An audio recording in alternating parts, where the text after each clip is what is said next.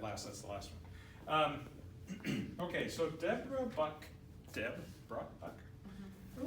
and I have known each other for,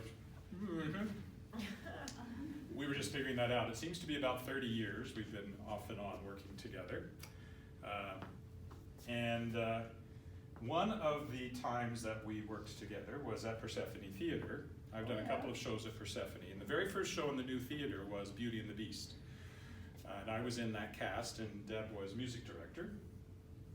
I don't know if you know this or not, but Paul Alexander Nolan, who played the Beast in that production, has become a huge Broadway star since then. He's been in Jesus Christ Superstar, and Escape to Margaritaville, and Dr. Zhivago, and Once, and all kinds of things. And he's currently starring in the most provocative, talked-up play on Broadway right now, which is called Slave Play. So yeah, he's from Rollo. So it's quite the success story. Rollo, Saskatchewan. He used to lie to his hockey-playing mates about the fact he was going into Regina to take voice and dance lessons, because he didn't think his hockey teammates in Rollo would understand. But it's worked out for him. Gee, I'm thrilled. Anyway, one of the songs from that show is Me. Now, this is not a song I sang. I played, my named role was the insane asylum keeper, Monsieur Dark. And I also played, what did I play? I played an animated carpet, a dancing fork. What? A townsperson, of course. I was the baker. Marie, the baguettes, hurry up! I still remember my lines. I did the opening narration. That was actually my favorite thing.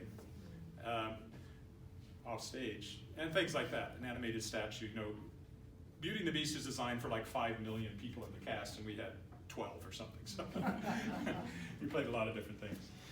But I have done Me, this song, many times, and when I got married,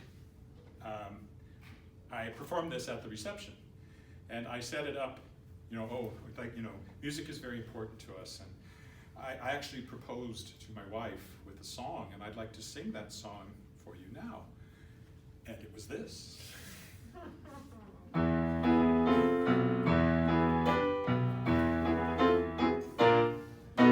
You've been dreaming just one dream nearly all your life, hoping, scheming, just one theme. Will you be a wife? Will you be some he-man's property? Good news, that he-man's me. This equation, girl plus man, doesn't help just you. On occasion, women can have their uses too, mainly to extend the family tree. Pumpkin, extend with me. We'll be raising sons galore, each built 6'4", each one stuffed with every Gaston gene.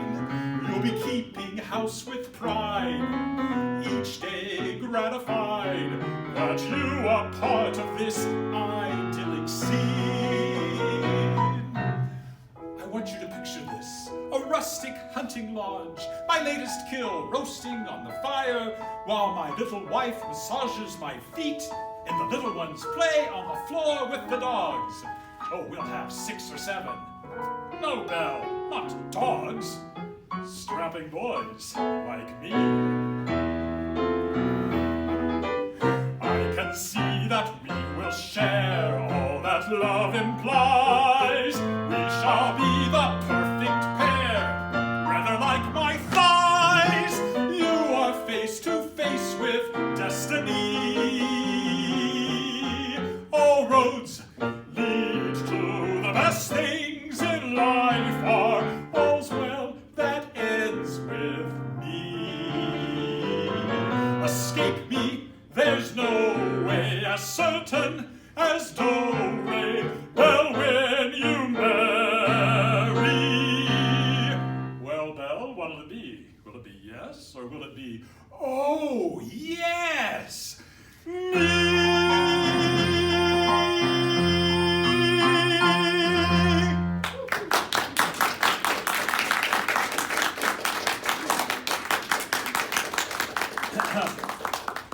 So having done that, That's pretty good. I thought I should do something that was completely different from that.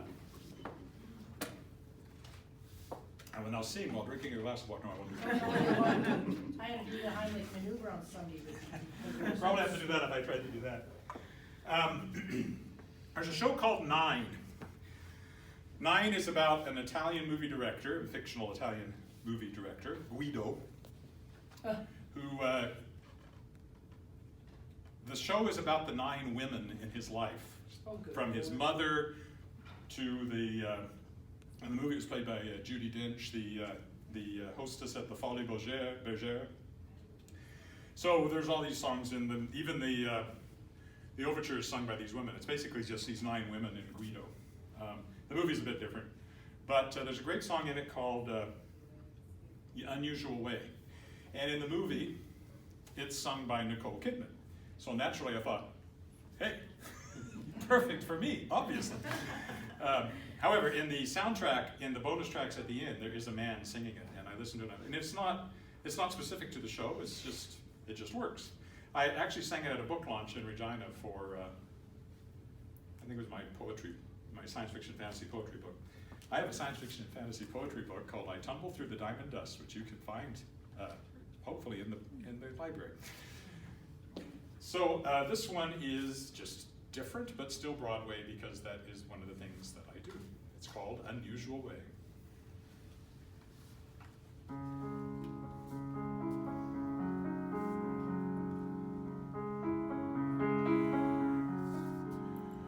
In a very unusual way, one time I needed you. In a very unusual way, you were my friend. Maybe it lasted a day, maybe it lasted an hour, but somehow it will never end.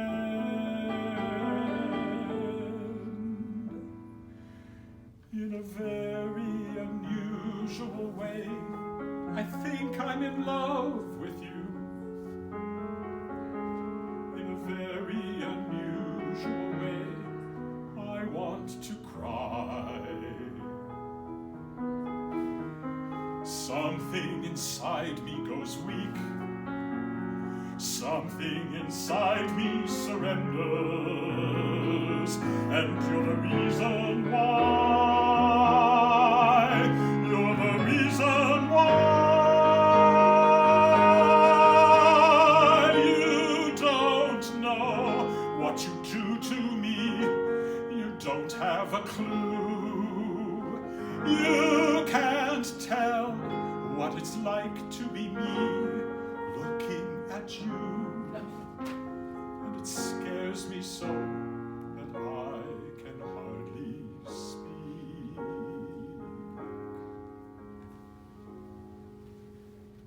In a very unusual way, I owe what I am to you. Though at times it appears I won't stay, I never go. Special to me in my life, since the first day that I met you.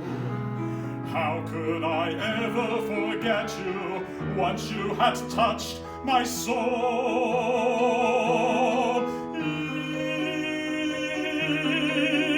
In a very unusual way,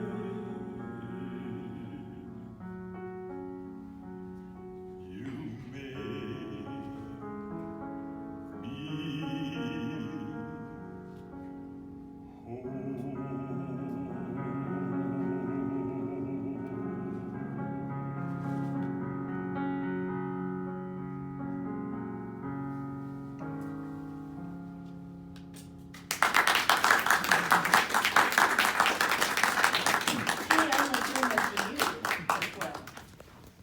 Now, the third and final song, which I will do, ties into something I want to do in the second half of the season. This season, I'm not a sports team, but so I was thinking about that. You that to me.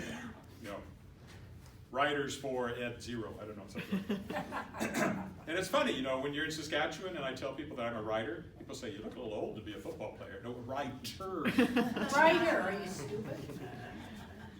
I'm using the music for this for two reasons.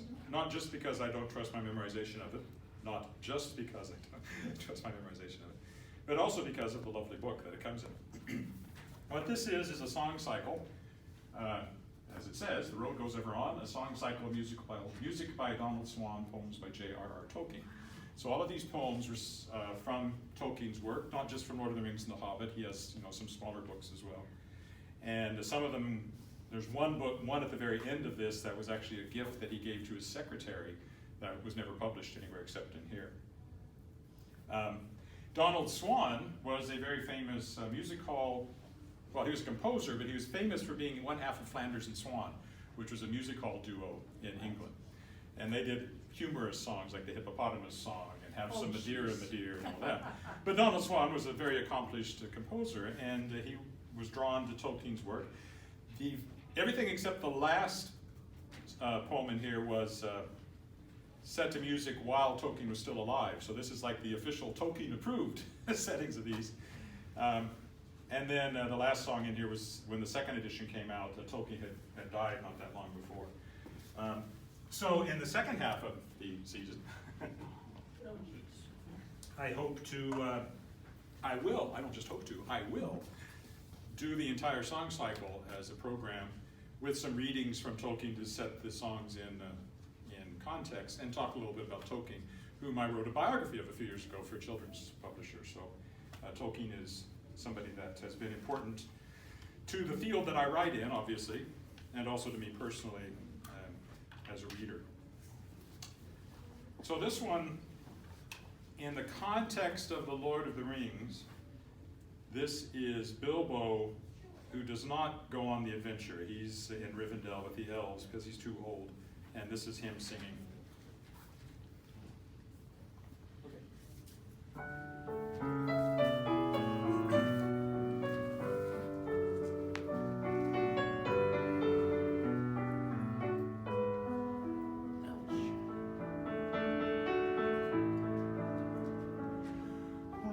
I sit beside the fire and think of all that I have seen, of meadow flowers and butterflies in summers that have been, of yellow leaves and gossamer in autumns that there were, with morning mist and silver sun and wind upon my hair.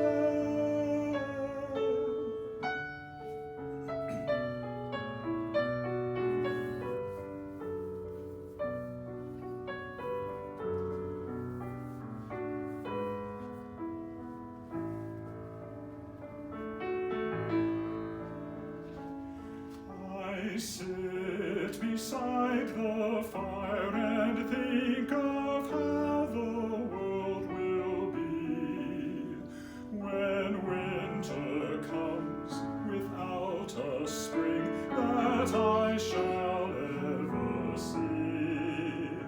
For still there are so many things that I have never seen. In every wood, in every spring, there is a different tree.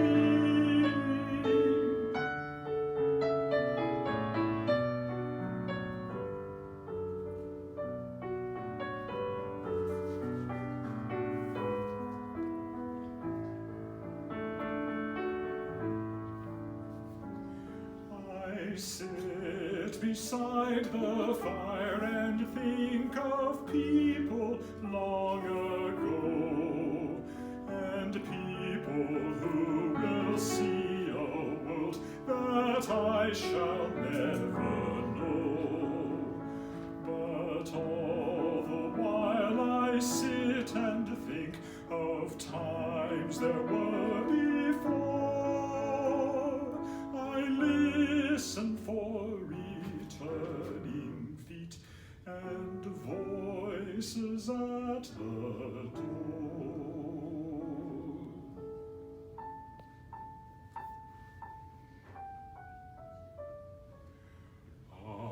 Elbereth gilt O'Neill, sie liefern pena miriel, o menolagren en af, the chairet palendiriel, o galafrem in enoraf, fanunilos leilina von. Nevear, si nevearon, nevearon.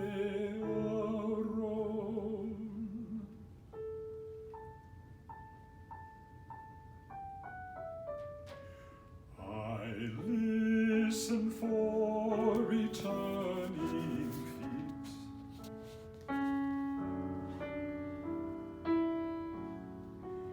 And voices at the door.